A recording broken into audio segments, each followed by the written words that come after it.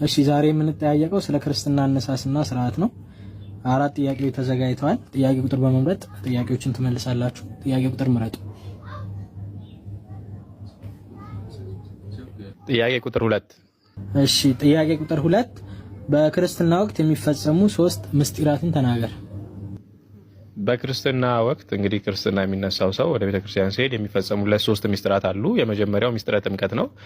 መጽሐፍ ላይ ተጽፎ እንዳለው ሰው ከዋና ከመንፈስ ካልተወለደ በቀር የእግዚአብሔር መንግስት አያትም ተብሏልና ይህ ምስጢር ይፈጸምለታል። ሁለተኛውም ደግሞ ምስጢረ ሜሮን ነው። ይህም ደግሞ መንፈስ ቅዱስ እንዲያርበት የሚደረግ በተለያዩ ህዋሳት ክፍሎቹ ላይ የሚቀባ ነው። ይህም ደግሞ ምስጢረ ሜሮን ይፈጸምለታል። የመጨረሻው ደግሞ ምስጢረ ቁርባን ነው። ይህም ስጋዬን ያልበላ ደሜን ያልጠጣ የሚለውን ምስጢር ይፈጸምለታል ማለት ነው። ጥያቄ ቁጥር 1። እሺ ጥያቄ ቁጥር 1 ስንጠመቅ ወይም ክርስትና ስንነሳ ለምን በ40 እና በ80 ቀን እንነሳለን? በ40 እና በ80 ቀን የሆነበት ምክንያት አዳም በተፈጠረ በ40 ቀኑ ሔዋን ደግሞ በተፈጠረች በ80 ቀኗ ወደ ገነት የገቡበት ምሳሌ በማድረግ ነው። ይህም እንግዲህ መጽሐፈ ኩፋሌ ምዕራፍ 4 ቁጥር 9 ላይ የሚገኝ ነው።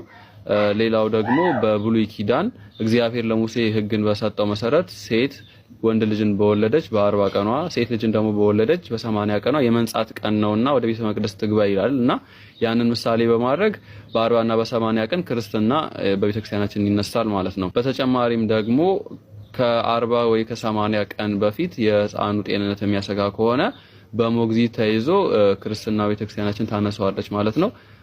እንዲሁም ደግሞ በተለያዩ የችግር አጋጣሚዎች ምክንያት ቀኑ ቢያልፍም ቤተክርስቲያናችን ክርስትና ታነሳለች። ጥያቄ ቁጥር 3።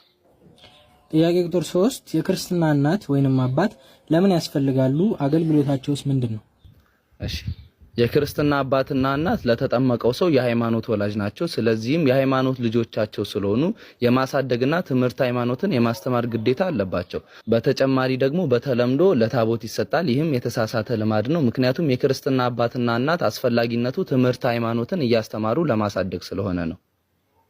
የመጨረሻ ጥያቄ ቁጥር 4 የክርስትና አባት ልጁ በሚጠመቅበት ጊዜ የሚያደርጋቸው ስርዓቶች ምን ምን ናቸው?